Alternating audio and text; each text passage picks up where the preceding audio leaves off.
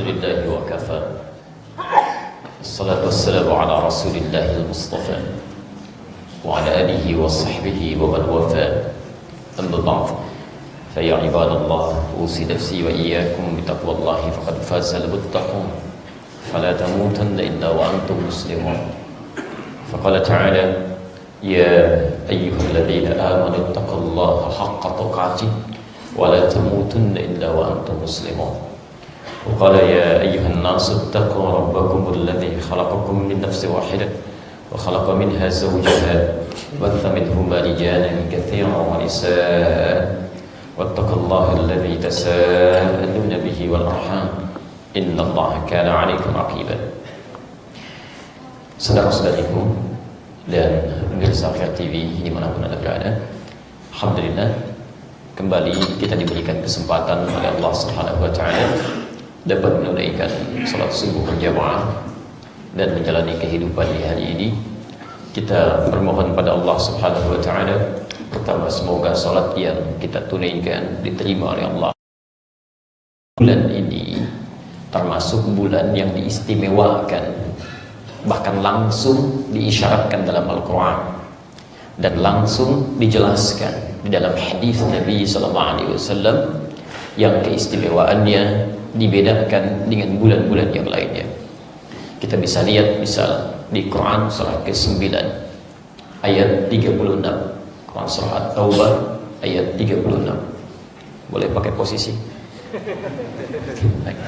Langsung bacakan saja lah ya. Bismillah. Inna 'iddatash syuhuri 'inda Allahi 12 syahran fi kitabillah Yawma khalaqas samawati wal arda minha arba'atun hurum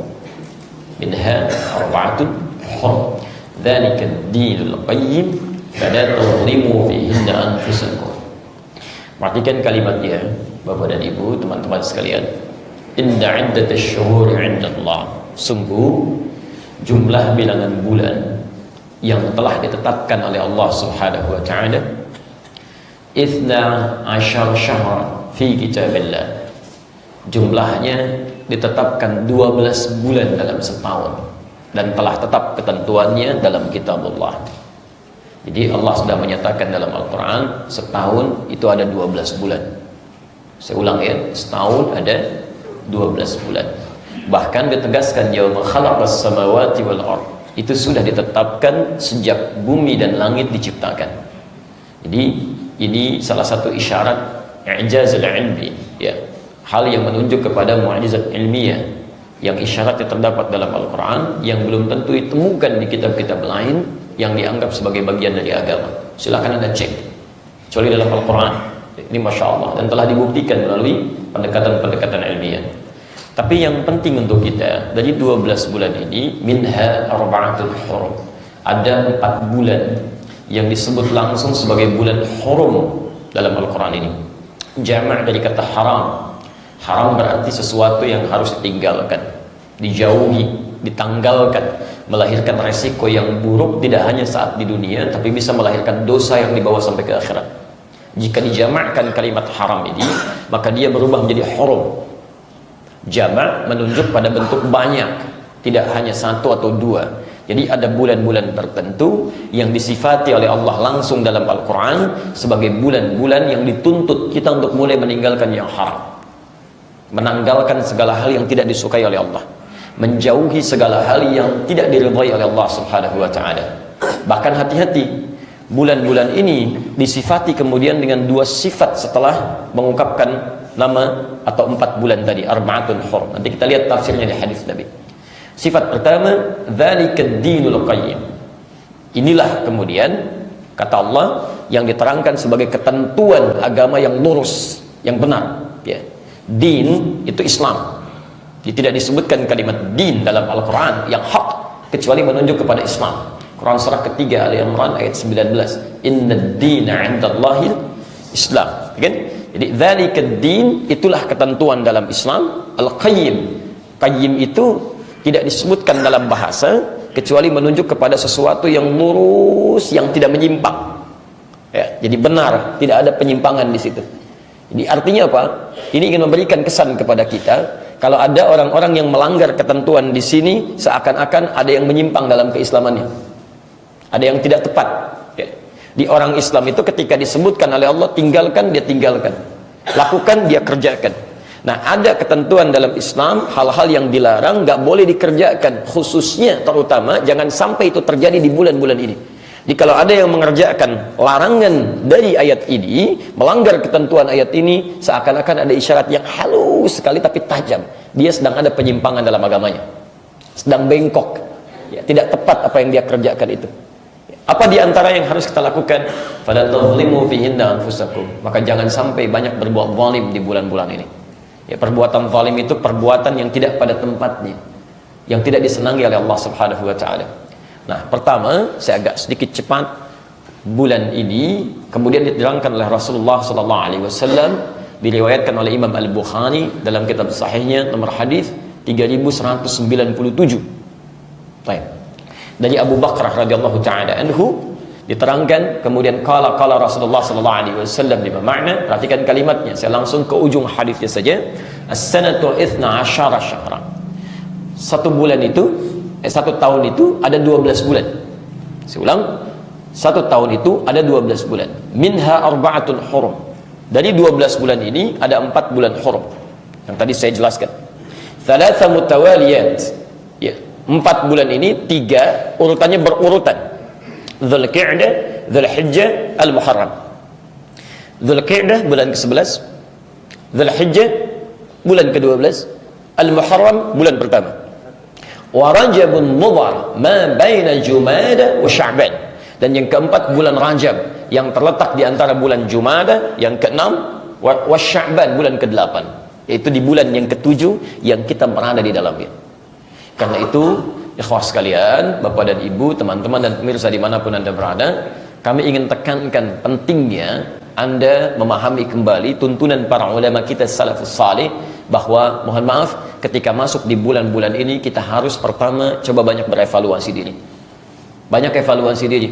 Ya, jangan-jangan dihadirkan sampai di bulan ini saking sayangnya Allah kepada kita untuk melihat berapa maksiat yang pernah dikerjakan selama hidup ini, berapa kesalahan yang sering kita lakukan dari ujung kepala sampai ujung kaki. Salah pandang, salah lihat, salah dengar, salah bicara, sampai ke ujung kaki, salah langkah. Hati-hati kan?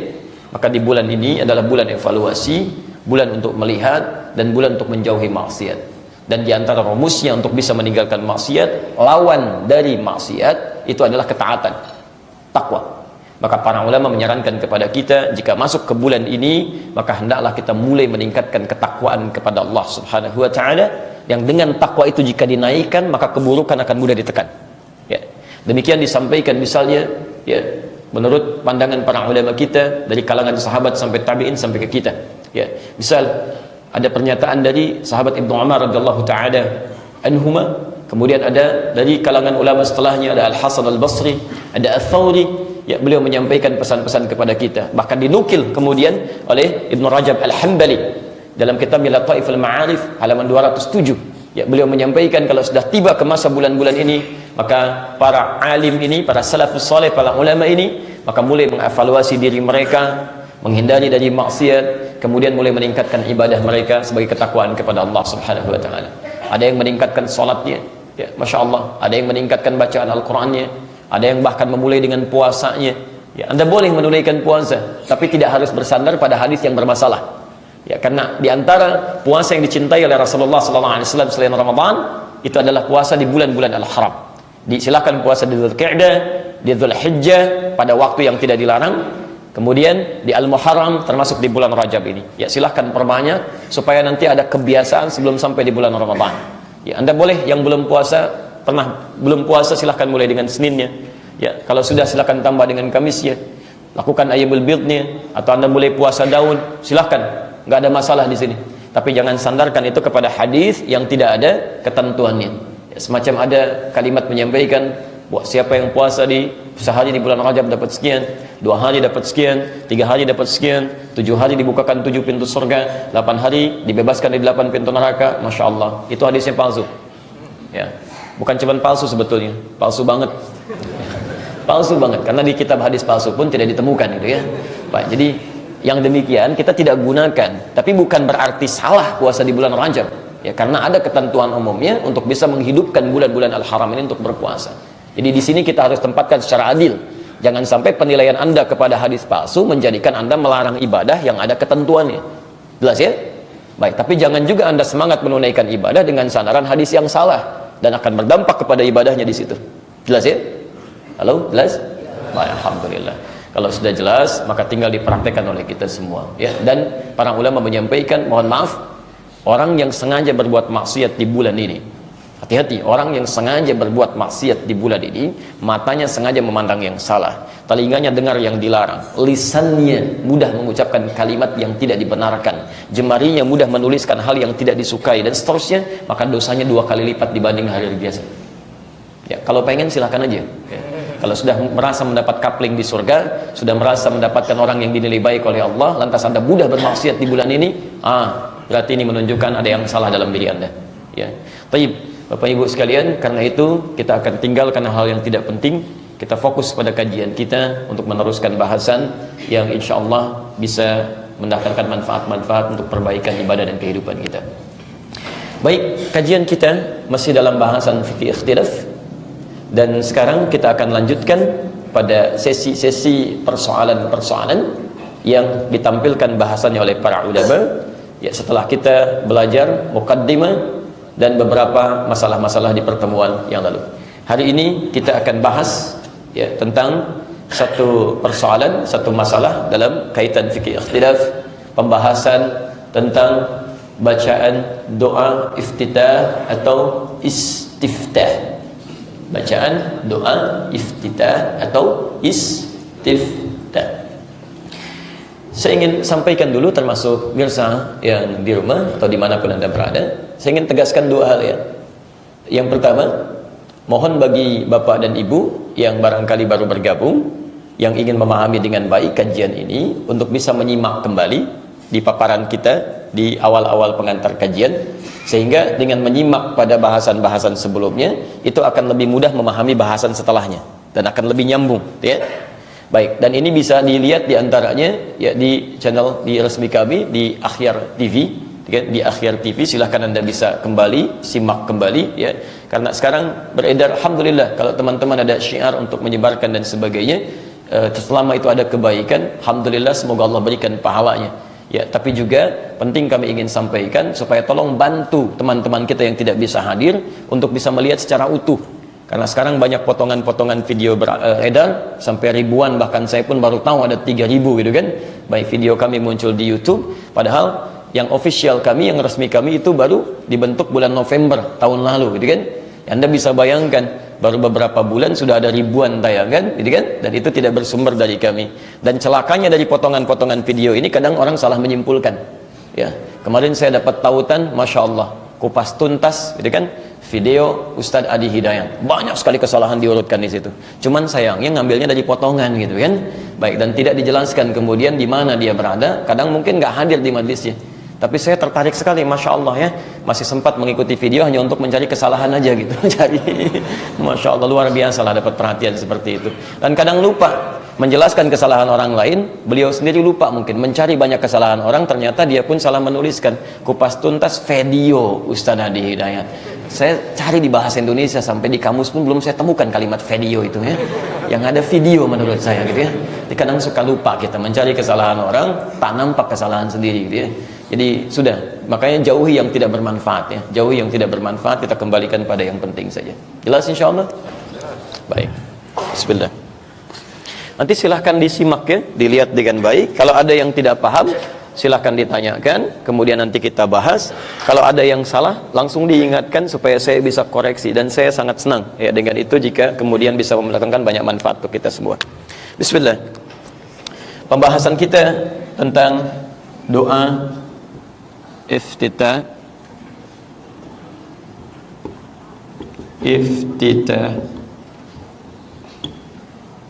dan juga yang menyebut dengan istiftah. Jadi kalau Bapak Ibu nanti membuka kitab-kitab fikih, Anda seringkali temukan kalimat iftitah, juga ada beberapa yang mengistilahkan dengan istiftah.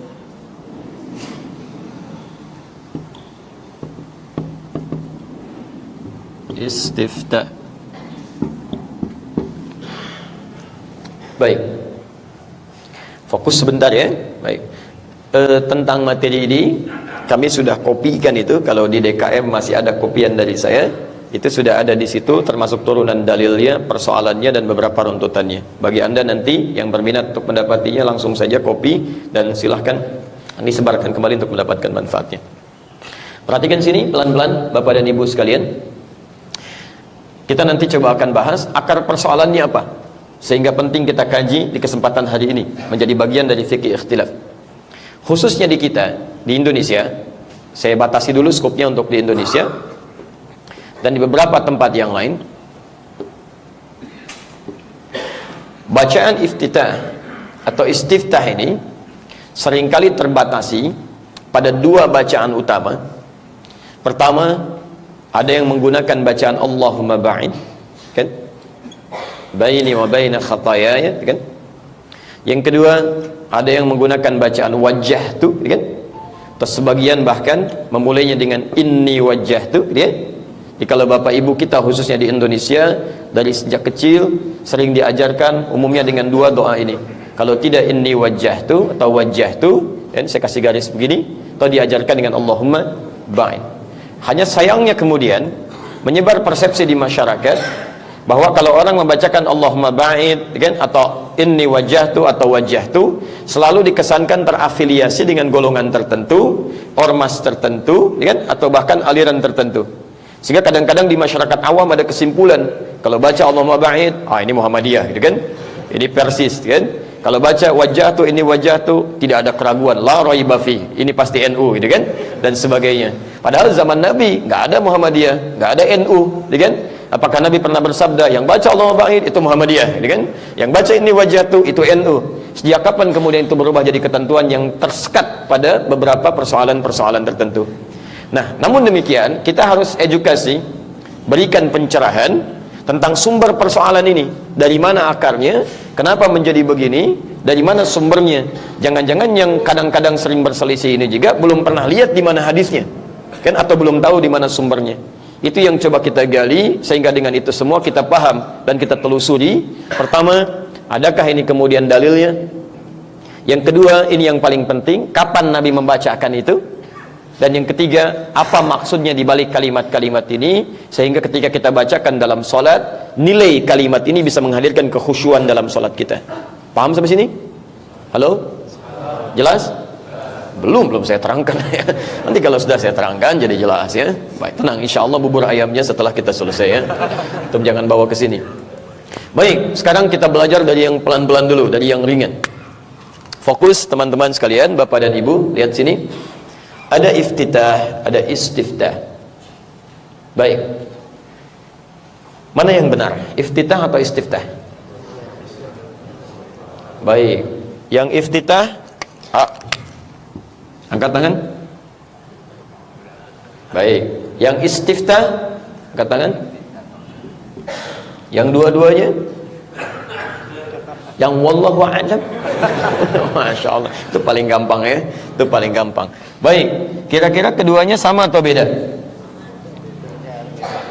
Oh jelas beda. Pertama jelas beda, nggak mungkin sama, tulisannya sudah beda ya.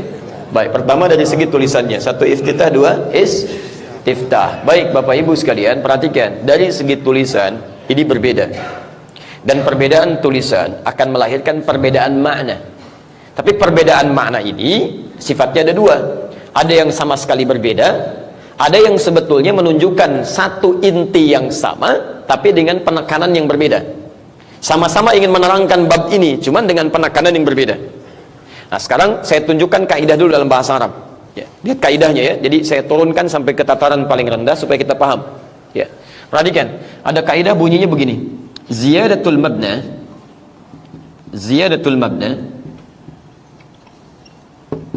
tadullu ala ziyadatil ma'na, ada ziyadatil ma'na. Harus pahami betul ya, karena inti untuk memahami Al-Quran ataupun hadis ataupun teori yang diungkapkan dalam bahasa Arab adalah mendalami kaidah bahasanya ya. Mendalami kaidah bahasa ini penting sekali ya. Karena itu dulu para ulama sebelum belajar menafsirkan sesuatu, mereka mendalami dulu ilmu bahasanya. Ya, dan kalau belum paham tentang ilmu ini, tolong jangan bicara dulu gitu ya. Karena nanti pembicaraan tentang sesuatu bisa menafsirkan hal yang salah. Hati-hati gitu ya.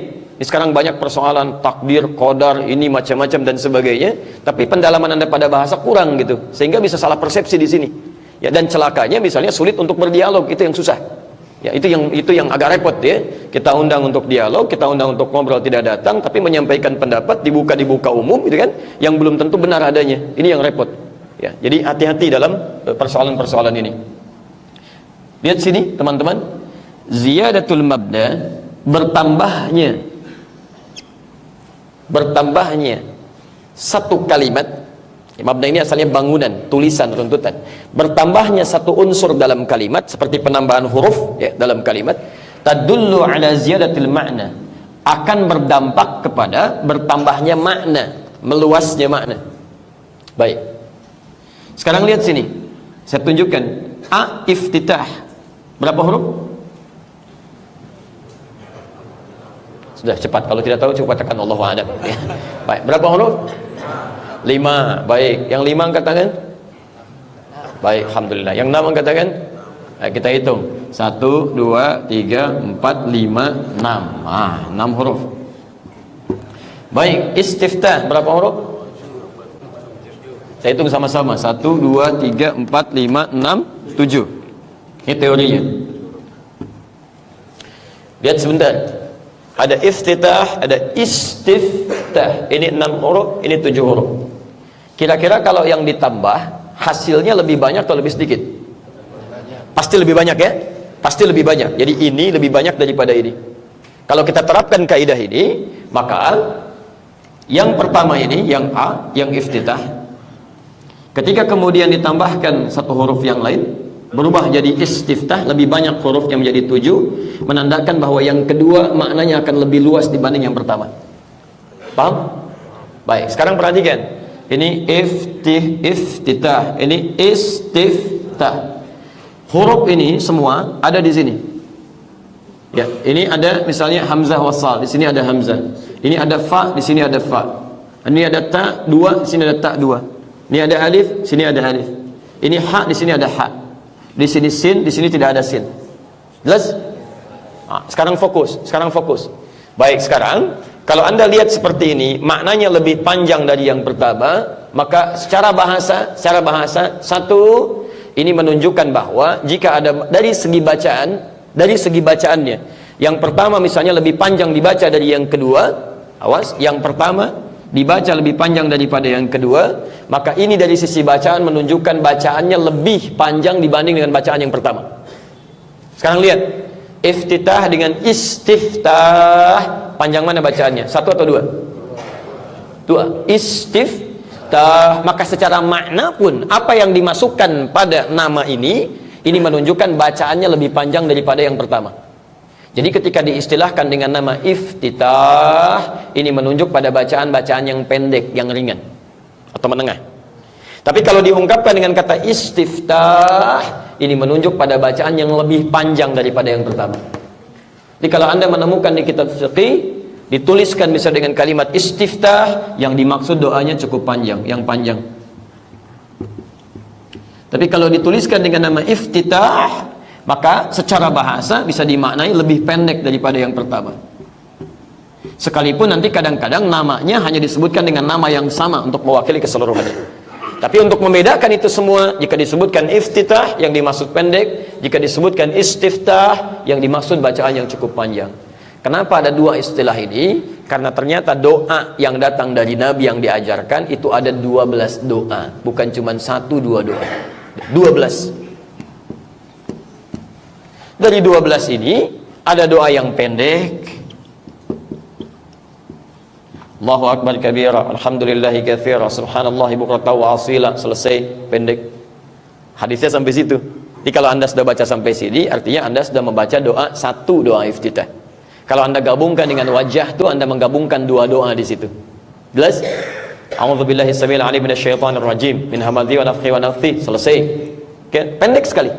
Ada yang pernah dibacakan oleh Nabi pendek, ada juga yang menengah. Allahumma ba'id baini wa baina khataayaya kama ba'adta bainal masyriqi wal maghrib, cukup menengah. Ada yang panjang, wajjahtu wajhiya lilladzi fataras samawati wal arda hanifan muslima wa ma ana minal musyrikin, sampai seterusnya, ya Rabban Jibril wa Mikail, dan seterusnya. Tayyib. Jadi ada bacaan yang pendek, ada yang menengah, ada yang panjang. Maka untuk memudahkan itu semua diistilahkan oleh para ulama, jika Anda berkesempatan membaca yang pendek, maka diistilahkan dengan nama iftitah. Jika Anda membaca yang panjang, diistilahkan dengan nama apa? Istiftah. Paham sekarang?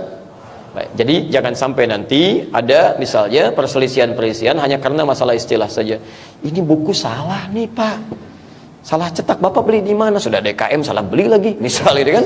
Harusnya sih bukan istiftah Pak, iftitah. Wah itu yang keliru Pak, harusnya istiftah bukan iftitah, ribut dua-duanya, padahal dua-duanya nggak paham gitu kan. Nah ini poin yang paling utamanya. Ya kalau sudah jelas, turunkan. Sekarang ada doa yang pendek, ada doa yang panjang atau menengah. Pertanyaannya, kapan baca doa yang pendek, kapan menggunakan doa yang panjang? Jelas ya? Baik, kapan kita bacakan yang pendek, kapan kita gunakan yang panjang, sehingga dengan itu sunnah nabinya bisa teraplikasikan dalam bacaan sholat kita. Tidak sekedar kita melihat ada doa ini, ada doa itu. Bapak ibu sekalian, penting untuk diketahui bahwa umumnya Rasulullah SAW, sahabat dan para ulama setelahnya seringkali menggunakan doa-doa yang pendek itu dalam situasi sholat-sholat yang ketika ditunaikan memang kondisinya membutuhkan cepat untuk diselesaikan. Ya, misal dalam kondisi Bapak Ibu misal sedang ada aktivitas yang harus cepat kemudian dilakukan. Ya, seperti dalam keadaan safar, Anda menunggu sekarang konteksnya kendaraan, pesawat sebentar lagi sudah mau boarding gitu kan? Atau Anda misalnya sedang menunggu jadwal kereta untuk tiba. Ya, atau misalnya mohon maaf tidak perjalanan tapi ada situasi yang cukup harus direspon dengan cepat. Dokter ingin melakukan tindakan gitu kan, atau ada hal yang ingin cepat Anda lakukan, maka Anda tidak harus memaksakan membaca yang panjang. Pilih yang paling pendek. Anda keluarkan doanya, Anda pelajari itu. Bahkan dalam keadaan Anda harus lebih cepat pun boleh tidak baca itu. Ya, ini kan hukumnya sunnah. Bila dikerjakan kita mendapatkan pahala di situ dan besar pahalanya. Bila tidak mampu untuk mengerjakannya, awas, bukan bila ditinggalkan. Kalau ditinggalkan ada unsur sengaja, sayang di sini, kan? Bila pun tak mampu untuk bisa membacakannya karena situasi tertentu, Anda tidak salah dan sholat Anda tetap sah. Jelas ya? Nah, jadi di sini tugas kita adalah, coba keluarkan doa-doain dari yang paling pendek, menengah, panjang. Ketika Anda mendapatkan situasi tertentu tidak bisa membacakan panjang, bahkan imam nih, kadang-kadang dalam sholat tertentu Anda nggak bisa bacakan yang panjang-panjang. Ya, misal sholatnya sholat sunnah, banyak rakaatnya. Seperti tarawih misalnya, ya dalam hal ini para imam, ya para qari, bahkan para muqri, al-a'immah, para imam-imam salat itu lebih menganjurkan kepada kita tidak membaca yang panjang-panjang, baca yang pendek, bahkan singkat. Subhanadzil mulki wal malakut wal izzati wal jabarut wal kibriyai wal azamah, langsung Fatihah. Ya, makanya kalau antum misalnya bermakmum nanti di imam-imam Timur Tengah, itu gak akan panjang-panjang itu. Begitu mulai takbir, tiba-tiba sekian detik sudah baca Al-Fatihah. Karena yang dibaca gak panjang-panjang. Salatnya salat sunnah gitu kan, kemudian rakaatnya cukup banyak, lalu Anda bacakan iftitahnya pun yang panjang juga, itu memberikan beban nanti kepada makmum di belakangnya. Paham ya? Masya Allah sudah 23 rakaat yang dilakukan gitu kan, Masya Allah bacaan Al-Qurannya 6 harakat yang dibaca panjang-panjang, iftitahnya paling panjang, la haula wala quwwata illa billah. Begitu nengok ke belakang nggak ada makmumnya satupun, kan? Selesai. Nah, jadi di sini beberapa hal harus dikondisikan, ya. Taib. Namun dalam keadaan yang sifatnya tenang, salat-salat yang nyaman, kan? Ya, semacam salat-salat fardu ataupun juga salat-salat kala sendirian Anda tahajud, silahkan Anda bacakan yang paling panjang, bahkan untuk menghadirkan kenikmatan dan pahala-pahala yang lebih dibandingkan dengan itu. Paham sampai sini? Baik. Kalau sudah mengerti sampai di sini, maka mari kita lanjutkan pada persoalan spesifiknya. Di antara 12 doa ini yang insya Allah nanti di pertemuan berikutnya saya coba berikan rinciannya supaya Bapak Ibu nanti bisa mendapatkan, nanti nggak ada masalah, insya Allah tolong diingatkan dari DKM, saya nanti print out, saya copy, sampaikan sejumlah berapa, ya jangan ada yang copy, biarkan kami yang copy, jadi DKM cukup terima aja nanti, ya nanti kita kopikan berapa jumlahnya, ya hari ini ada berapa dan kebiasaan ta'lim kita berapa orang, nanti biarkan kami print out sendiri, copy sendiri, antum tinggal terima, antum bagikan, ya apalagi jamaah antum cukup fokus belajar aja, Antum fokus belajar. Pokoknya antum datang, kemudian lihat aja, catat. Kalau nggak ada catatan sampaikan. Nanti kita siapkan buku tulisnya. Nggak ada pulpen, bilang kita siapkan pulpennya. Nanti materinya kita kasihkan. Selesai antum makan bubur dan pulang, gitu kan? Selesai. Kalau dengan semua ini antum belum bisa semangat juga, sampaikan dengan cara apa lagi kita mesti fasilitasi, gitu kan? Baik. Sekarang secara spesifik, persoalan utamanya dari 12 ini seringkali ya tergambarkan di lingkungan masyarakat kita. Spesifik bacaan doa iftitah atau istiftah ini pada doa utama yang tadi kita sampaikan. Ada yang membaca Allahumma ba'id, ada yang membaca wajjahtu atau inni wajjahtu. Sekarang kita akan fokus pada bahasan ini, seperti apa gambarannya, bagaimana cara membacanya, dan kapan dia khususnya dibacakan. Paham? Baik, bismillah, kita mulai bacaan kita. Pertama kita uji dulu dengan dalil. Ya. Karena ketentuan dalam syariat ketika akan diamalkan jadi ibadah, dasarnya dalil. Ad-dinu huwad dalil. Ya, agama itu mesti ada dalil. Ya, kalau misalnya tidak ada dalil, maka Anda tinggalkan. Selesai sebetulnya, simple. Sederhana dalam beragama itu. Ada dalil kerjakan, gak ada dalil tinggalkan. Dan gak usah maksa, gitu kan? Nah, sekarang kita uji apakah ini ada dalilnya atau tidak. Dan saya ingatkan dari sekarang ya, tolong jangan mengarang kalau dalam masalah agama, termasuk dalam menjawab pertanyaan masalah agama. Mengarang hanya ada dalam pembahasan bahasa Indonesia ya, hanya ada dalam pelajaran bahasa Indonesia. Bismillah. Tayyib, kita uji dulu pertama yang Allahumma ba'id baini wa baina khataayaya dan seterusnya. Kita lihat ditemukan ini di antaranya di Sahih Al-Bukhari, riwayat sahabat bernama Abdurrahman bin Sakhr. Abdurrahman bin Sakhr ya, sebenarnya Sad ya, bin Sakhr, yang nanti punya keistimewaan senang dengan dan memelihara merawat anak kucing kecil, dikenal dengan Hurairah, sehingga beliau memiliki kunyah atau julukan Abu Hurairah radhiyallahu ta'ala anhu. Nama aslinya ini Abdurrahman bin Sakhr ya, Sakhr. Di Al-Bukhari nomor hadis 711 ya, kita temukan ini. Kemudian yang wajah itu, dan bahkan seringkali diajarkan ya di anak-anak sekolah dengan kalimat inni, gitu kan? Inni wajah itu. Saya bagi dua dulu ya untuk turunan ini. Satu yang wajah itu dulu, yang tidak pakai ini. Yang kedua yang ada inni wajah itu. Inni wajah itu. Ya. Kita lacak dalilnya dulu. Yang wajah itu tidak menggunakan ini. Itu ada di hadis Muslim, di riwayat Muslim. Rawinya kita ambil rawi terakhir aja supaya memudahkan. Sahabat Ali bin Abi Thalib radhiyallahu taala anhu, menantu Nabi sallallahu alaihi wasallam.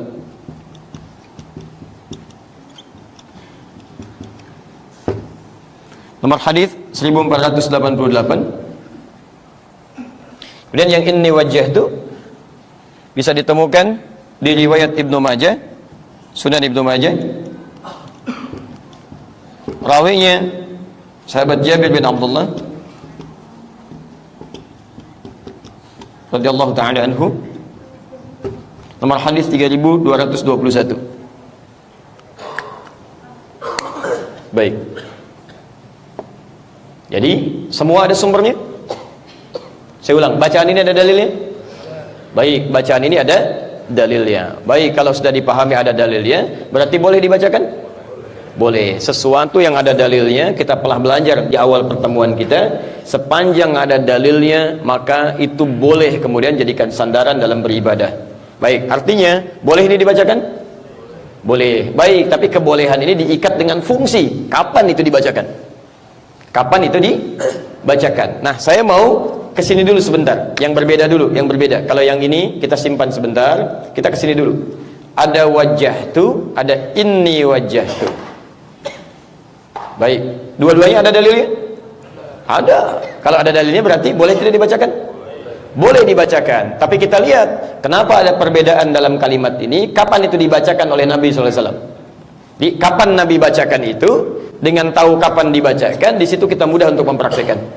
Saya mau tanya dulu sebentar, mana yang benar, wajah tu atau ini wajah tu?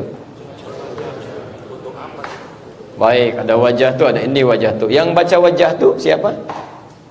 Yang ini wajah tu? Baik, alhamdulillah. Yang tidak punya wajah, masya Allah ya. Baik, lihat sini. Dua-duanya ada hadisnya, benar. Tapi kapan ini dibacakan? Dalam konteks apa dibacakan? Saya bacakan hadisnya ya. Baik. Yang wajah tu dulu. Ya, dari sahabat Ali bin Abi Thalib radhiyallahu taala anhu qala, ya. Qala Rasulullah sallallahu alaihi wasallam, baik. Sabda Rasulullah sallallahu alaihi wasallam, saya kembalikan dulu ke pernyataan sahabat Ali-nya dulu. Pernyataan sahabat Ali-nya. Kata beliau, "Shallaitu khalfa Rasulillah sallallahu alaihi wasallam." Saya pernah salat di belakang Rasulullah sallallahu alaihi wasallam. Fastaftaha. Maka beliau membaca doa istiftahnya. Istaftaha. Kalau istiftah berarti panjang atau pendek? Nah, ingat tadi ya. Maka bacaan ini ketika sahabat Ali bin Abi Thalib salat di belakang Rasulullah SAW, beliau membaca doa istiftah, artinya agak panjang bacaan doanya. Faqala, maka apa yang dibaca? Wajjahtu wajhiya lilladzi fatara as-samawati wal arda hanifan musliman wa ma ana minal inna as-salati wa nusuki wa mahyaya wa mamati lillahi rabbil alamin la syarika lahu bidzalika umirtu wa ana. Baik, ada wa ana minal muslimin, ada wa ana awwalul muslimin. Ada redaksi sampai di sini, ya sebagian di hadis Muslim, ada redaksi yang diteruskan lagi lebih panjang lagi. Tayyib. Jadi ini ada dalilnya disampaikan oleh sahabat Ali bin Abi Thalib dan dibacakan dalam keadaan sedang salat. Artinya ini benar sebagai doa istiftah. Tayyib, sedangkan inni wajjahtu dari hadis-hadis yang kami temukan, ya, ketika kami coba telusuri, ya alhamdulillah di rumah itu ada sekitar 1235 kitab hadis, dari yang paling sahih sampai yang paling dhaif, bahkan yang palsu. Dan saya secara pribadi juga pernah menelusuri kitab-kitab atau buku-buku yang dijadikan rujukan, ya baik itu di masyarakat maupun ke ormas. Sampai saya pernah menempuh perjalanan ke daerah ujung Jawa Tengah tuh, sampai ke Lasem. Saya cari buku-buku klasiknya yang digunakan juga di ormas-ormas sebagai panduan gitu kan. Dari mana sumber asalnya, bukan yang di pasaran yang kecil-kecil. Ya, jadi kalau kami itu ingin meneliti hukum, saya tidak menyimpulkan dari satu sumber. Apalagi yang kecil-kecil misalnya, kita beli dulu, kumpulkan, kalau ada orangnya kita lacak, kita temukan orangnya, kemudian kalau kita bisa dapatkan sumbernya, tanyakan langsung pada sumbernya, baru kemudian kita simpulkan hukum. Ya seperti kami mencari itu tentang dulu bahasan Wali Songo gitu kan. Ya kita coba beli buku-bukunya, kita kumpulkan. Siapa yang pernah nulis tentang itu? Dari pakar sejarah, dari ini kita kumpulkan sampai yang kecil-kecil. Lalu kita cross check, datangi. Kalau ini ada nasab, kita lihat siapa ahli nasab yang hidup sampai hari ini. Saya ke Aceh. Di Aceh saya temukan ahli nasab, saya cross check lagi, ini benar nggak, ini kemana, ada makamnya di sini, kita datangin makamnya, kita lihat, ya sampai jalan, sampai ke Lasem, sampai ke Pasujutan Sunan Bonang tuh kita pernah ke sana. Bahkan ada teman-teman yang ikut satu bis pada waktu itu. Ya sempat kita hitung berapa anak tangganya, siapa yang jaganya, namanya Pak Abdul Wahid, kita dengar ceritanya. Bahkan yang paling unik ada beberapa hal yang tidak diketahui oleh orang. Orang taunya ini makamnya, ternyata kata beliau bukan Pak, makamnya bukan yang ini, makamnya itu di bawah, disamarkan dalam bentuk biasa, nggak ada apa-apanya. Karena pesannya sebelum meninggal, jangan sampai ada yang mengkultuskan saya, jangan rame-rame, makamnya biasa saja. Dan ini nggak sampai gitu kan, nggak sampai gitu. Dalam beberapa hal itu ada seperti itu. Terkait dengan ini, ternyata ketika kami temukan sampai ke buku-buku dan sebagainya dari telusuran kitabnya, inni wajahtu itu diantaranya ditemukan di Ibnu Majah, riwayat sahabat Jabir bin Abdullah radhiyallahu taala anhu, gitu kan? Kemudian di Ibnu Majah nomor hadis 3221 diantaranya, qala, beliau menyampaikan, lihat kalimatnya, ra'aitu Rasulullah sallallahu alaihi wasallam. Saya pernah seringkali melihat Rasulullah sallallahu alaihi wasallam hina yadhbah, setiap kali akan menyembelih hewan kurban, aqbalal qiblah, menghadapkan hewannya ke arah kiblat. Thumma qala, ini sunnah pertama nanti ya di Idul Adha, kalau ingin menyembelih hadapkan dulu ke kiblat, hewannya bukan andanya, hewan dihadapkan ke kiblat, kan? Kemudian thumma qala, dia mengatakan Allahumma hadza min Muhammad wa ali Muhammad wa umat Muhammad. Ya Allah, mohon terima kurban ini dari Muhammad SAW, dari keluarga besarnya Muhammad, dan untuk umatnya Muhammad yang selama hidupnya barangkali tidak pernah bisa kurban. Karena rata-rata beliau berkurban dengan 100 ekor. Ya, jadi sunnah kedua, tujukan untuk siapa kurban itu ditujukan. Ya. Yang ketiga, Bismillahi Allahu Akbar. Ya, bacakan Bismillahi Allahu Akbar. Dengan kalimat ini, sesuatu yang belum ada hukum menjadi hukum. Halal atau tidak. Hati-hati dengan kalimat ini ya. Jangan main-main. Ada beberapa hukum yang dengan kalimat ditentukan pahala dan dosa di situ. Hati-hati, nikah itu sahnya dengan kalimat. Masuk Islam sahnya dengan kalimat asyhadu an la ilaha illallah wa asyhadu anna Muhammad Rasulullah. Kalian jangan bermain-main dengan kalimat. Kalau Anda sudah masuk ke dalam Islam, jangan mengeluarkan kalimat-kalimat yang bisa dipersoalkan keislaman Anda. Mengatakan selamat kepada agama lain itu kan cuma kalimat. Ya tapi kalimat itu juga menentukan. Mau nggak agama lain mengatakan kalimat asyhadu an la ilaha illallah wa asyhadu anna Muhammad Rasulullah? Maaf Pak, kami nggak bisa. Itu kan cuma kalimat. Apa jawabannya gitu kan? Jadi dalam beberapa hal kalimat itu sangat menentukan di sini. 3. Yang keempat, setelah selesai ada sunnah. Ini kadang jarang dilakukan. Masih menghadap ke arah kiblat, yang korbannya kemudian berdoa, inni wajjahtu wajhiya lilladzi fataras samawati wal arda, dan seterusnya yang menggunakan inni. Itu riwayat pertama. Riwayat kedua dibacakan setelah melontar jumrah. Ketika lontar jumrah selesai, Anda jangan langsung pergi menghadap ke arah kiblat, kemudian Anda mulai berdoa. Di antara doanya ini, inni wajjahtu. Kami telusuri termasuk ke kitab-kitab di daerah, di buku-buku induknya, semua yang menyebutkan riwayat yang sama, termasuk riwayat Imam Ahmad. Jadi kalimatnya menggunakan wajjahtu, tidak menggunakan inni, khusus untuk sholat yang menggunakan bacaan iftitah. Adapun menggunakan inni wajjahtu setelah ditelusuri, itu tidak ada kaitan dengan bacaan solat-solat, doa iftitah ataupun istiftah, tapi cuma doa tadi. Dua tadi, doa saat menyembelih hewan kurban atau doa saat selesai melontar jumrah. Paham sampai sini? Baik, saya coba lihat kenapa kemudian menjadi bercampur dengan buku fikih solat. Kemungkinan besar adalah mengambilnya bacaan dalam Al-Quran. Ya, yang ketika Nabi Ibrahim itu berdoa inni wajjahtu dan seterusnya, dimasukkanlah kemudian dalam bacaan bercampur dengan bacaan fikih salat. Ya, padahal kalau kita teliti lebih dalam lagi, bukan masalah boleh atau tidak boleh, karena Nabi sudah memberikan spesifik bacaan ini kapan digunakan. Kapan digunakan gitu. Nabi membacakan wajjahtu tanpa ini ke sini arahnya. Yang inni wajjahtu ke sini arahnya. Kalaulah kemudian inni wajjahtu bisa digunakan dalam salat, tentu Nabi akan pernah membacakannya. Jelas di sini? Baik, jadi apakah kemudian menjadi salah sholatnya bagi yang pernah melakukan? Ya tidak. Kalau belum diketahui tentang sisi keilmuannya, belum tahu sumbernya, maka tetap dinilai pahalanya, sempurna sholatnya, tidak perlu diulang. Itu diantara dalilnya ada di Quran surah kedua Al-Baqarah ayat 143, posisi paling kiri sebelah bawah. Jadi kalau Anda pernah menunaikan sholat dengan keimanan yang kuat, dengan kekhusyuan, tapi ilmu misal belum maksimal, Anda sudah belajar gitu kan? Nah itu tidak berlaku hukum di situ. Ma'fu anhu, ma'fur. Di antara dalilnya, saya kasih kisah sedikit aja yang ringan ya. Jadi dulu Nabi SAW di awal masa sholat itu menghadapnya ke arah Baitul Maqdis di Palestina, hadap ke sini misalnya. Kemudian ketika beliau satu kali berkunjung ke satu tempat, rumahnya Ummul Bashar dengan beberapa sahabat, lalu tiba waktu sholat. Ada riwayat menyebutkan sholat zuhur, riwayat lain menyebutkan sholat yang lainnya. Di pertengahan turun surah Al-Baqarah ayat 144. Qad nara taqalluba wajhika fis sama' falanuwalliyannaka qiblatan tardaha fawalli wajhaka syatral masjidil haram. Kami sering mengamati engkau selalu memohon, menengadahkan wajahmu ke langit, meminta kiblat dialihkan dari Masjidil Aqsa ke arah Al-Masjidil Haram. Nabi itu berdoanya lama Pak, Bu. Hampir 2 tahun itu minta dialihkan. Tapi Allah belum seketika mengabulkan. Belum seketika. Setelah kurang lebih hampir 2 tahun baru dikabulkan. Nabi, Rasul dekat dengan Allah, namanya disebutkan di Quran, dijamin masuk surga, tingkat surganya paling tinggi, berdoa, baru 2 tahun dikabulkan, tidak mengeluh. Anda Nabi bukan, Rasul bukan, sahabat bukan, tabi'in bukan, nama Anda nggak ada di Quran, surga belum jelas itu kan, hisab masih menegangkan, berdoa, baru 2 jam sudah mengeluh. Ya Allah, kok belum dikabulkan juga? Ya Allah, kok belum dikabulkan juga? Anda siapa? Coba lihat dulu gitu kan. Belajar kepada para nabi bagaimana caranya bersabar dalam menerima jawaban, kan? Tayyib, dikabulkanlah turun ayat itu. Tiba-tiba ketika dikabulkan itu turun ayatnya, berputarlah Rasulullah SAW. Jadi begini berputar 180 derajat seperti ini. Sahabat di belakang ikut putar ke sini. Tayyib. Jadi begitu selesai menunaikan sholat, nah itu unik tuh. Sholat itu ditunaikan dengan 2 kiblat. Kiblat pertama ke Baitul Maqdis, setelah turun ayat ke Al-Masjidil Haram. Maka sampai hari ini dikenal dengan masjid dengan 2 kiblat. Disebut kiblatain. Masjid Kiblatain. Kalau Anda umrah suka dibawa tuh ya ke masjid ini. Tapi teman-teman, yang jadi masalah ketika ini selesai pulang kembali ke Madinah, disampaikanlah kepada orang-orang Madinah. Tadi turun ayat perintah untuk pindah kiblat, beralih ke Masjid Al-Haram. Yang jadi persoalan kan tidak sedikit yang ikut rombongan Nabi itu. Yang tidak ikut rombongan Nabi. Banyak orang tinggal di Madinah belum tahu ayat itu turun. Sudah lewat sholat mereka. Sudah masuk bahkan ke waktu yang lain, nggak bisa diulang sholatnya.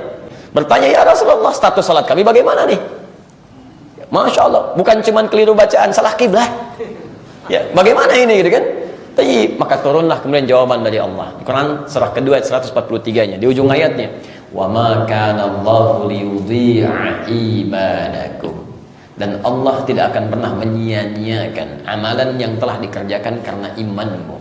Iman di situ salat maksudnya. Jadi kalau kita pernah mengerjakan satu amalan karena dasar ilmu kita yang kita ketahui, walaupun mungkin ada sedikit kekurangan di situ, kalau kita yakin ada kebenaran dan belum kita dapatkan kebenaran yang lainnya, maka tetap dituliskan pahalanya sempurna di situ. Jelas sampai sini?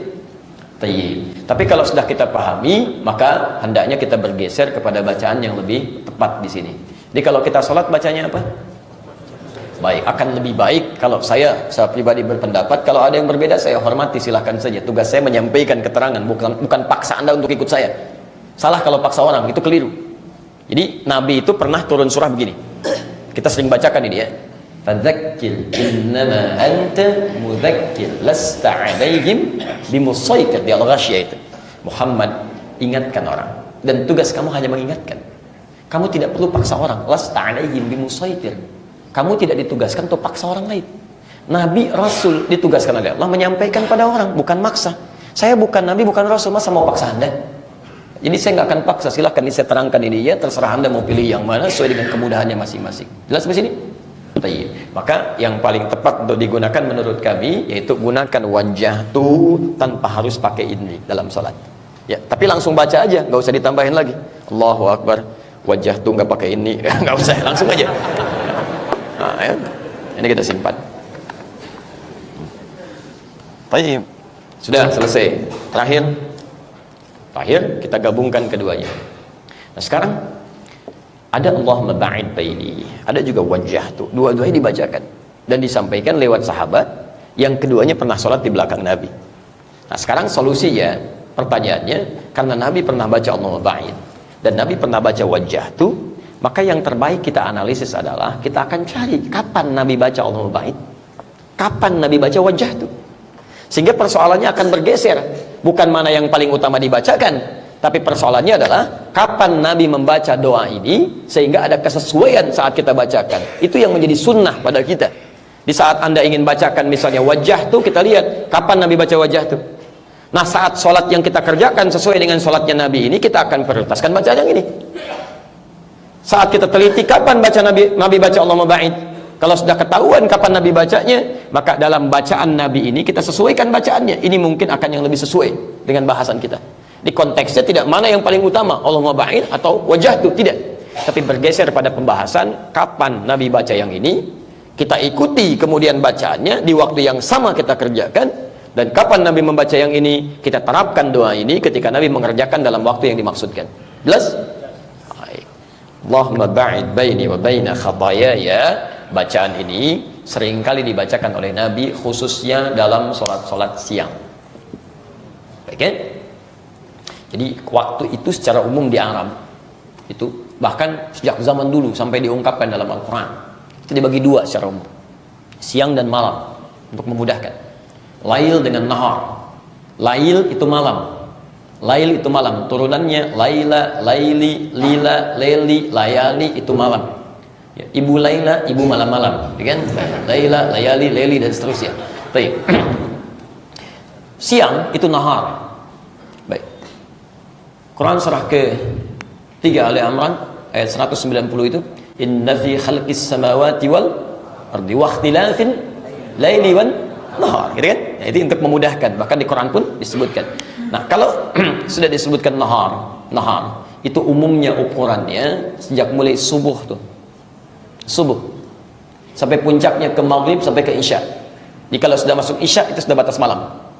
Ya, dari ba'da isya ke sana sampai menjelang subuh lagi itu masuk lail itu dengan segala turunan waktunya. Ya, makanya nggak ada orang mengatakan qiyamul lail isya gitu kan? Nggak ada. Tahajudnya kapan? Maghrib? Nggak ada. Pasti tengah malam itu, pasti lail. Ya, jelas ya? Dan nggak mungkin ada orang salat subuh misalnya masih jam 3. Itu mustahil. Itu salat subuh yang kecepatan gitu kan? Ya, jadi pasti ada turunan antara masuk nahar dengan masuk lail. Jadi kalau disebutkan salat siang nahar, itu umumnya dimaksudkan dalam fikih salat fardu. salat fardu dari subuh sampai dengan isya. Jadi bacaan Allahumma ba'id ini ya umumnya walau tidak terus-terusan, umumnya seringkali dibacakan oleh Nabi pada salat-salat fardu pada umumnya, dari mulai subuh sampai dengan isya ya. Tayyib. Pertanyaannya begini, kenapa Nabi siang itu lebih banyak menggunakan bacaan Allahumma ba'id dibandingkan bacaan yang lainnya? Sekalipun bacaan-bacaan lain dibaca juga oleh Nabi, khususnya doa-doa yang singkat dalam situasi-situasi yang harus cepat kemudian dikerjakan. Nah, sekarang mari kita lihat. Bapak Ibu sekalian, saya mau tanya sebentar. Kalau kita beraktivitas, umumnya siang atau malam? Siang. Umumnya pasti siang. Malam pada umumnya istirahat. Walaupun ada sebagian orang beraktivitas, pada umumnya siang. Kalau orang kebanyakan beraktivitas, secara teoritis, itu umumnya akan lebih banyak berpotensi salah. Orang yang banyak beraktivitas umumnya akan lebih banyak berpotensi tergelincir dalam kesalahan dibandingkan orang yang diam atau orang yang mengatur aktivitasnya sehingga tidak berlebihan dalam beraktivitas. Contoh, lisan yang banyak bicara itu akan banyak besar kemungkinan tergelincirnya salah bicara dibandingkan dengan orang yang diam atau bisa mengatur pembicaraannya. Makanya Nabi pernah sampaikan, man kana yu'minu billahi wal yaumil akhir falyaqul khairan aw liyasmut. Siapa yang merasa beriman kepada Allah dan hari akhir, maka cukup dia katakan yang baik-baik atau dia diam. Enggak ada pilihan ketiga. Jadi kalau Anda bisa mengungkapkan kalimat yang baik, ungkapkan, atur pembicaraan itu. Tapi kalau tidak bisa diungkapkan, diam daripada kepleset. Hati-hati gitu kan? Ini rumus. Tidak sedikit orang terlampau banyak bicara dan sebagainya, tidak sadar dari kelampau banyak bicara ini ada yang salah dalam pembicaraannya. Demikian juga orang yang kebanyakan menatap, semua dilihat gitu kan. Kalau semuanya dilihat, jangankan yang halal, yang haram pun bisa terlihat. Demikian banyak mendengar, semua didengar. Acara TV banyak didengar ya. Bahkan di TV itu bukan cuma mendengar, tiga-tiganya bisa fungsi. Dilihat, didengar, dibicarakan. Silakan cek. Ada tayangan muncul begini, lihat, dengar, begitu selesai, kamu tahu nggak tadi? Oh, masya Allah, ternyata kasus itu belum selesai ya. Oh, tuh bicara juga tuh. Ini lisannya keluar, pendengarannya dengar, penglihatannya lihat, dosanya banyak. Jadi tidak sadar bahwa dalam hal ini kebanyakan Anda beraktivitas, banyak berbuat salah di sini. Saya mau izin sebentar aja. Tadi subuh jam berapa? 444, 449, 448, Masya Allah, padahal sholat di tempat yang sama, di waktu yang sama, tapi jemaah Masjid An-Nur Jati Bening bisa berbeda pendapat kapan sholat subuh, gitu kan?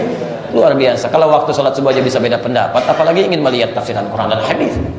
Nah sekarang lihat, misal kita ambil yang ringan aja ya, kita ambil yang ringan, misal 3, 4, 3, 7 misalnya kan, untuk adzan subuhnya 4, 3, 7. Dari jam 4, 3, 7 sekarang sudah ada jam 6:02. Baik, sudah berapa jam kita? Baik, 1,5 jam kurang 5 menit gitu kan? Nah, sekarang fokus ini. Ada nggak di antara kita yang dalam 1 jam ini yang nggak punya salah? Boleh angkat tangan.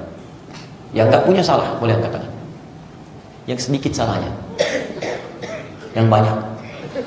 Saking banyaknya nggak bisa ngangkat tangan kita. Bahkan saya ceramah aja mungkin pikiran Anda sudah salah tuh. Oh pasti yang ini nyindir Ustadz itu. Oh itu padahal saya nggak bicara ke situ. Karena nggak ada kaitannya gitu kan. Mungkin bisa salah juga, kita pikiran aja bisa salah gitu kan. Apalagi kalau sudah dituangkan dalam bentuk cerita. Tahu nggak tadi Ustadz Adi bahas ini? Kayaknya mengomentari yang sana. Padahal saya nggak niat seperti itu. Dan nggak ada pikiran ke sana gitu kan. Itu bisa salah. Maka bagaimana dengan lisan kita, pandangan kita, telinga kita? Ini belum nyampe zuhur tuh. Ya, Anda bisa bayangkan dari zuhur ke asar berapa banyak salahnya. Maka dari itulah dari jeda-jeda ke sholat ini, subuh masuk ke zuhur kita bacakan. Lihat bacaannya. Kesalahan yang dilakukan. Kalau satu aja, satu, itu disebut khata namanya. Khata'un.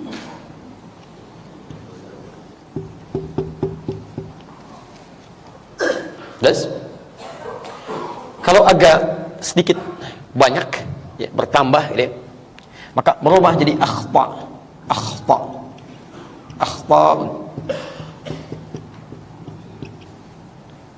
Banyak tapi masih bisa terukur.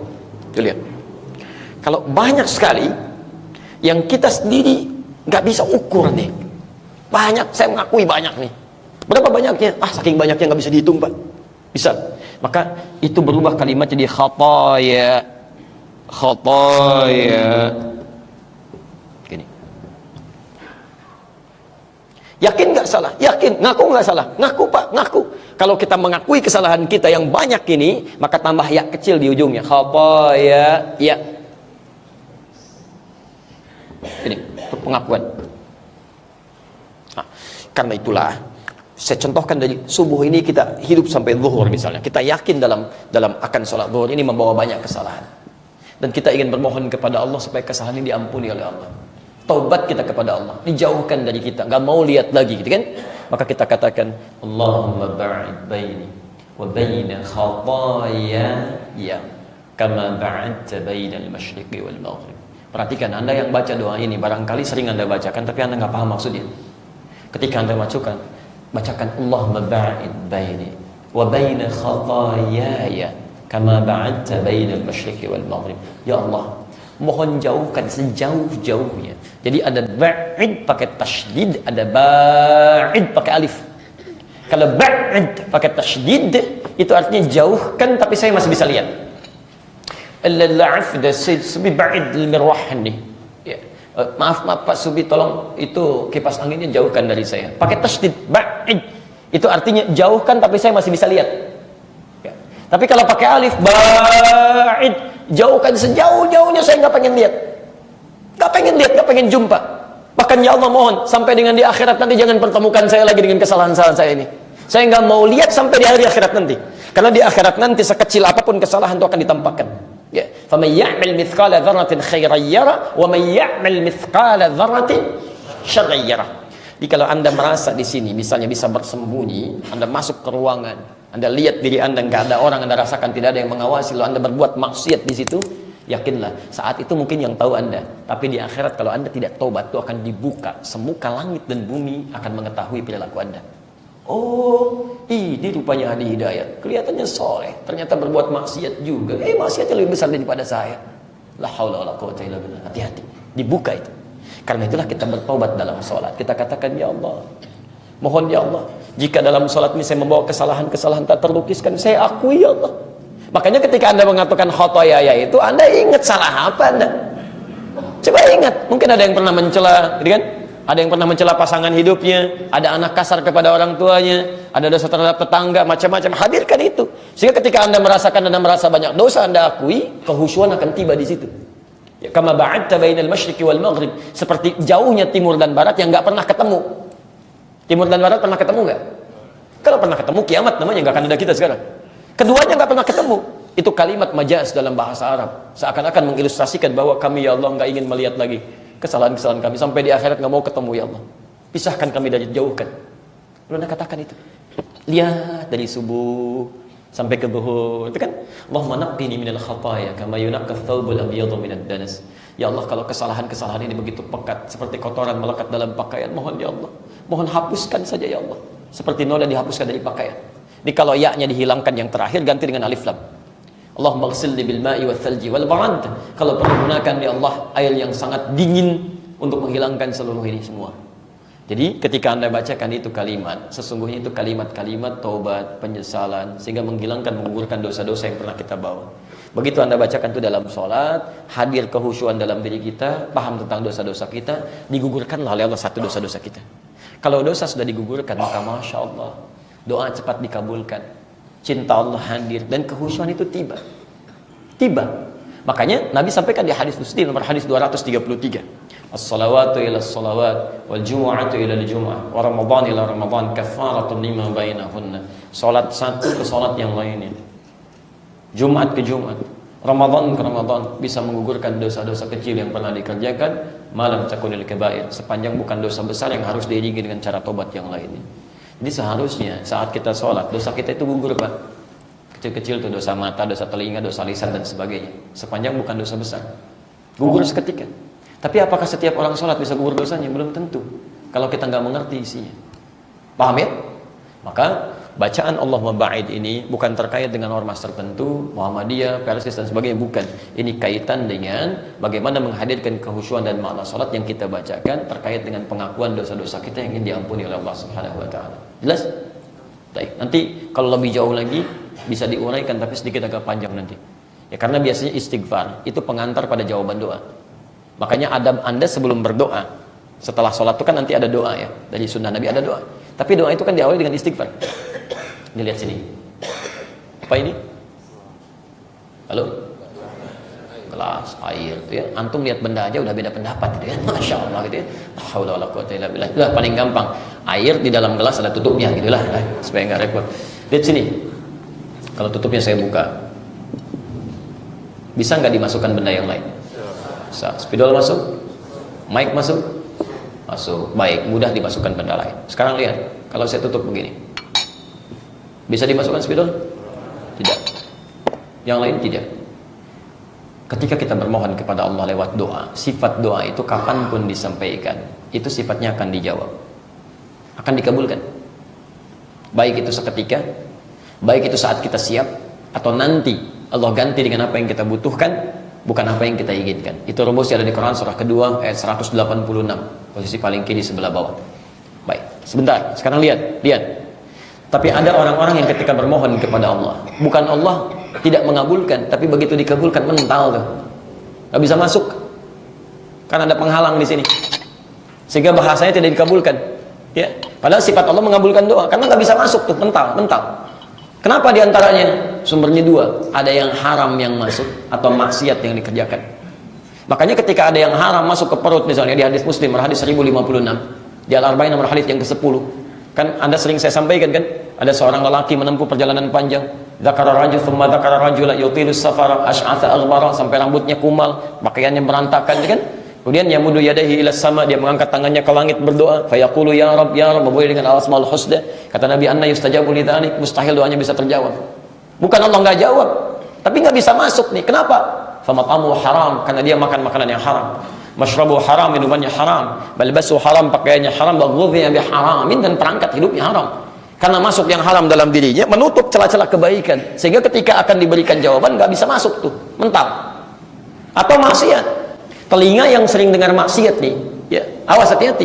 Kalimat-kalimat maksiat, musik-musik yang nggak jelas dan sebagainya masuk nih ke telinga Anda.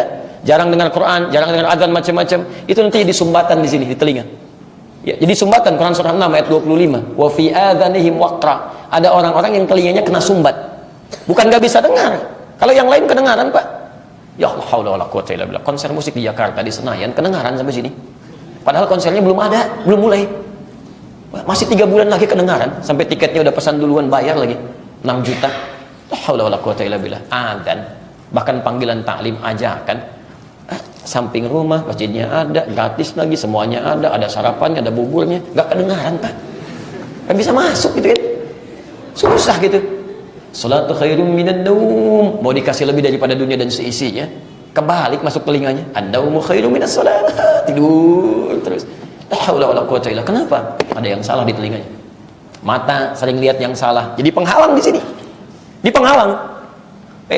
Awas, Quran surah kedua ayat ke-7. Khatamallahu ala qulubihim wa ala sarihim ghishawa. Karena sering lihat maksiat.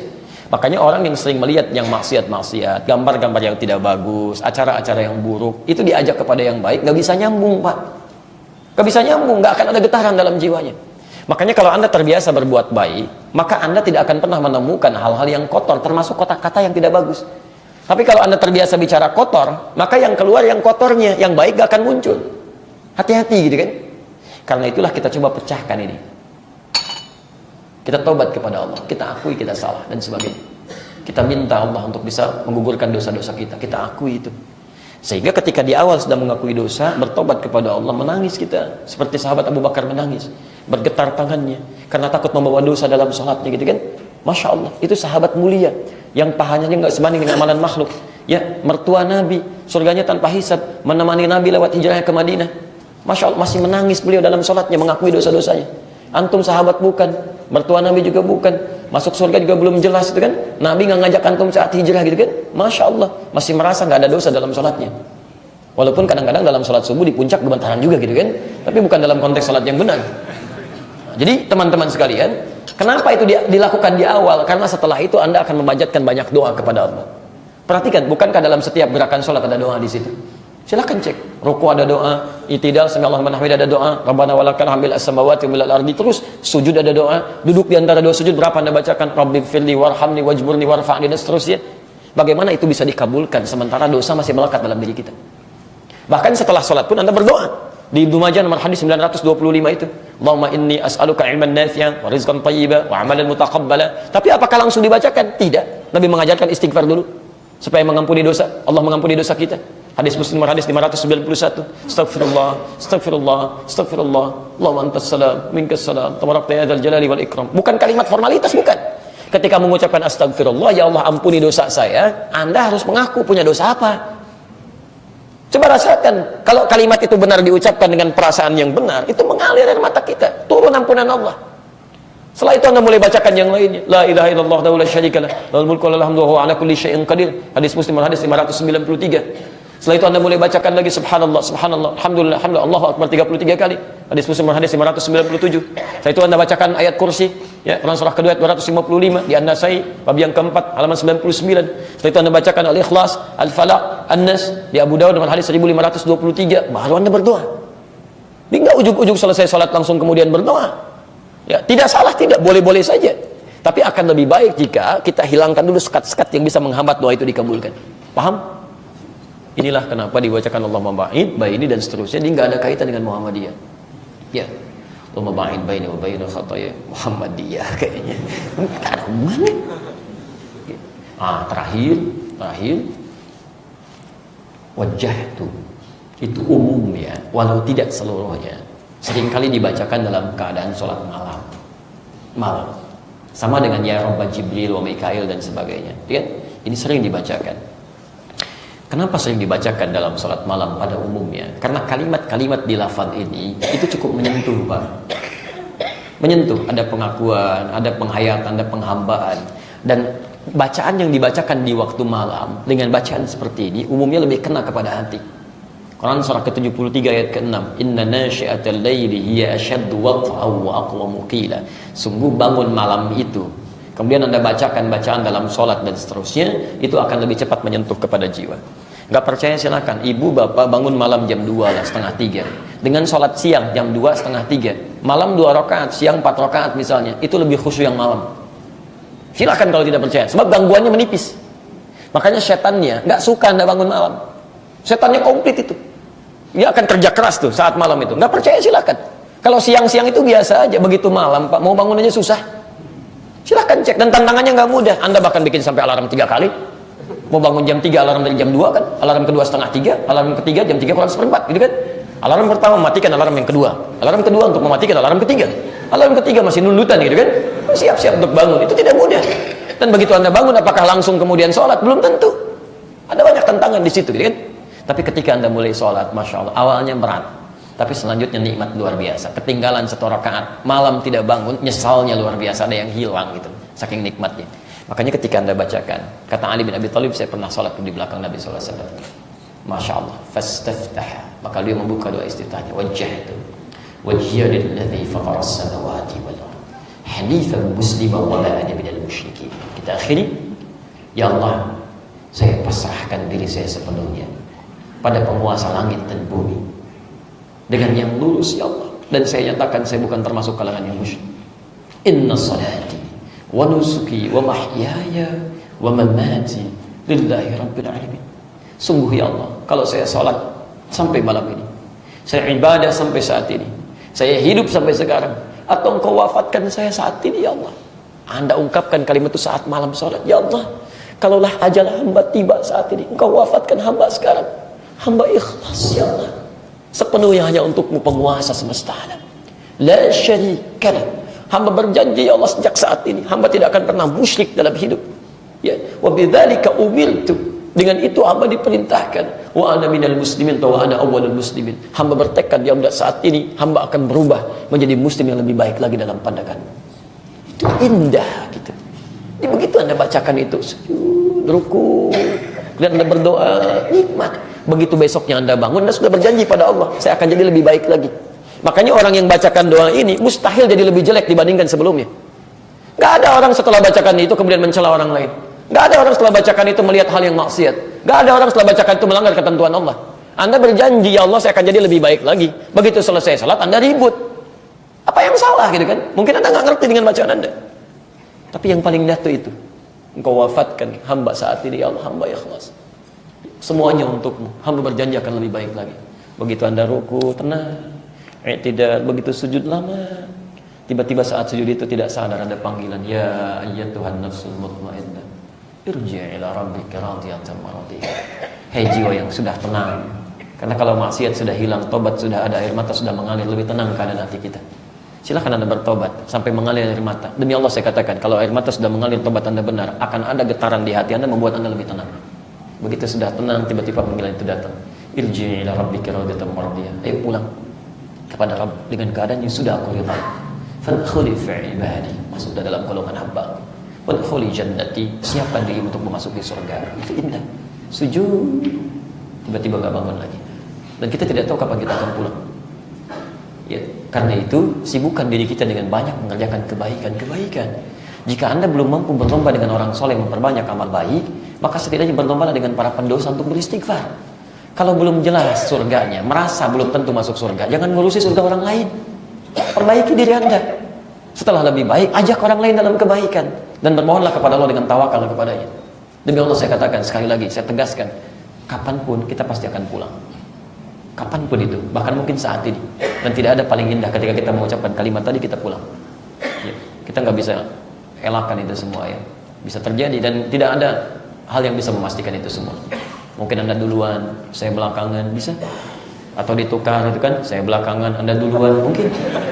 Ya, atau mungkin ada protes, sama aja Ustaz, ya nggak apa-apa, saya duluan, setelah Anda, bisa? Jadi kapanpun itu bisa terjadi dengan keadaan-keadaan yang berbeda. Paham sekarang? Baik. Jadi kalau baca wajah tuh, ya bagian dari mana? Bagian dari petunjuk Nabi, gitu kan? Kalau baca Allahumma ba'id, dia ikut siapa? Ikut Nabi, oke? Jadi mulai hari ini kami sarankan juga para guru-guru di sekolah, tolong bersikap bijak. Jangan sampai ada anak murid mengisi di ujian dengan Allahumma ba'id lalu Anda salahkan, ya? Atau mengisi wajah tuh Anda kelirukan. Karena Nabi pun tidak pernah berbuat seperti itu. Nabi aja tidak pernah begitu, maka Anda begitu, ya kan? Jadi dalam hal ini coba kita lebih luas lagi memahami dan jangan sampai juga keinginan kita untuk mengumpulkan orang-orang untuk ikut pada pemahaman kita menjadikan kita tidak bersikap adil dalam kehidupan. Baik, jadi teman-teman sekalian, itulah bahasan kita untuk hari ini. Mudah-mudahan bisa dipahami dengan baik. Kesimpulannya adalah iftitah ataupun istiftah, petunjuknya ada dari Nabi.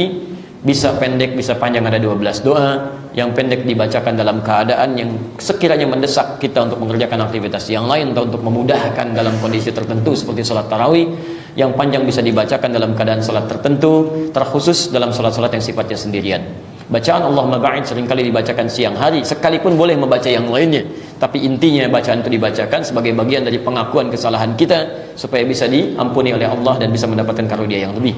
Sedangkan malam wajah itu dibacakan untuk menghadirkan suasana khusyuk, nyaman dalam ibadah. Sekalipun doa lain tentunya bisa dibacakan, tapi yang ini untuk menghadirkan suasana tertentu yang melahirkan kekhusyuan dan kenikmatan dalam beribadah. Dan boleh Anda siang pun boleh baca wajah itu, silakan, gak ada masalah.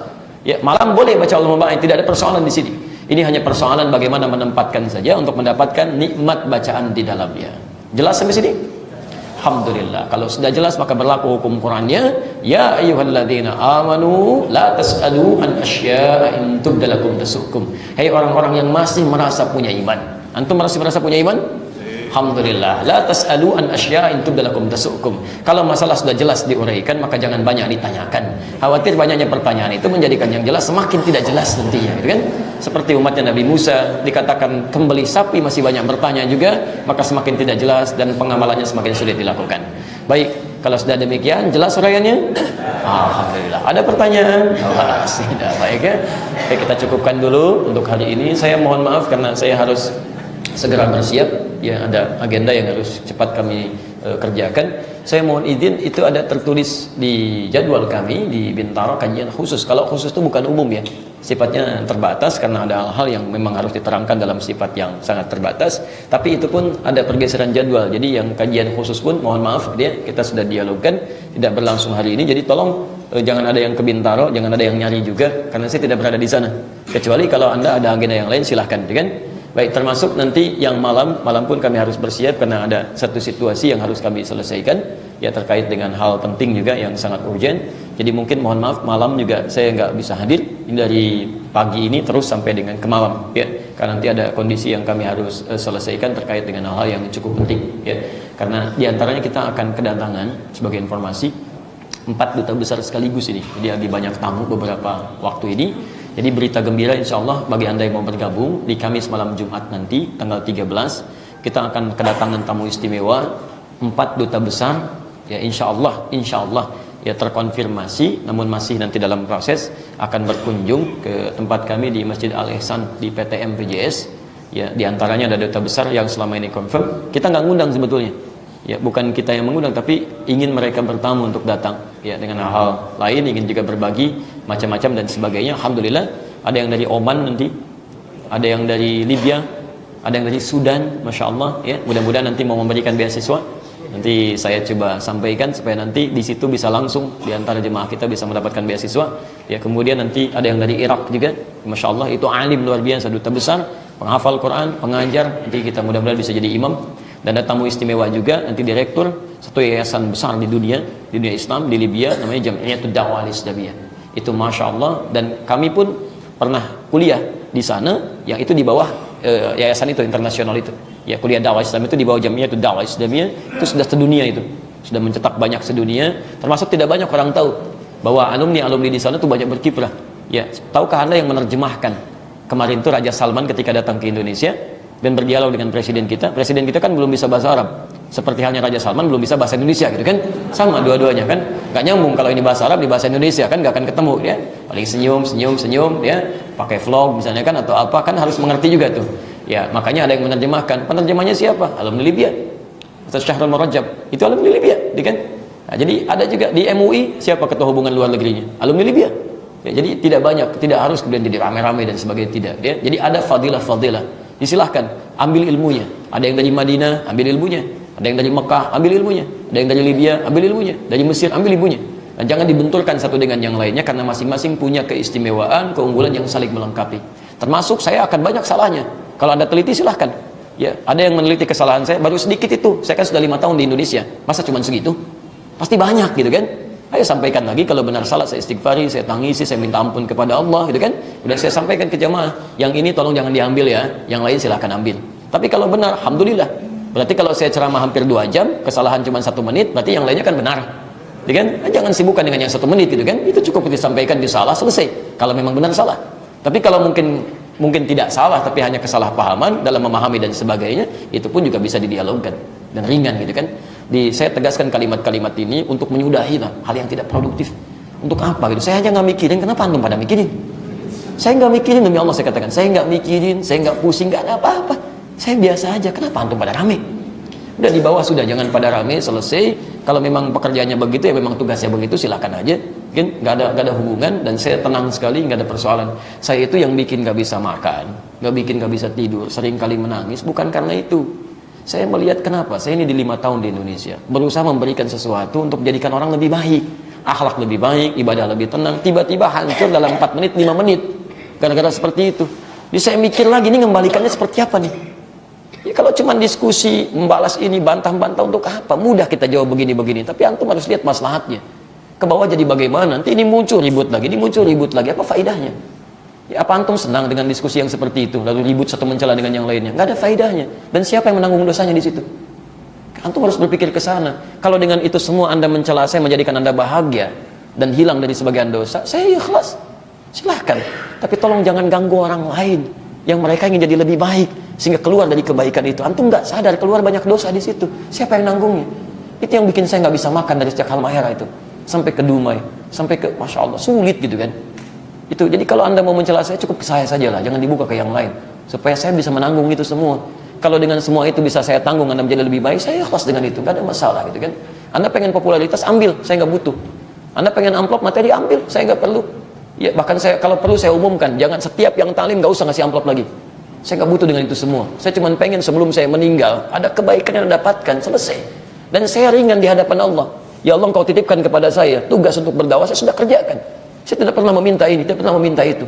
Selesai, itu aja gitu kan. Kalau itu belum membuat anda puas, lalu anda harus mencela, celah aja, nggak ada masalah dengan saya, nggak ada masalah gitu kan. Tapi saya mohon sebesar-besarnya, anda jangan ikut-ikutan ribut. ikut-ikutan rame, karena saya pun menerima itu dengan baik. Dan itu saja teman-teman sekalian. Dan saya mohon maaf sebesar-besarnya kalau selama ini menghadirkan banyak salah. Tolong tunjukkan saya, doakan saya supaya dijaga tidak terjauh dari hal yang tidak Allah ridhai. Itu saja. Ya, dan saya sekali lagi saya sampaikan kepada Anda harus bersikap adil. Jangan sampai karena seseorang berbuat salah Anda meninggalkan keseluruhannya. Saya juga tidak mencela ustaz-ustaz yang lainnya. Karena ketika saya mencela, Anda bisa tinggalkan mereka. Dan biasanya hukumnya nggak adil. Anda lupakan kebaikan-kebaikannya. Jangan pernah Anda kemudian mempersepsikan karena orang salah, lalu Anda lupakan semua kebaikannya. Seorang pernah berbuat salah, lantas Anda tinggalkan semuanya. Jadi ilmu dia nanti yang baik-baik nggak akan pernah Anda pakai nantinya. Itu nggak bagus itu kan.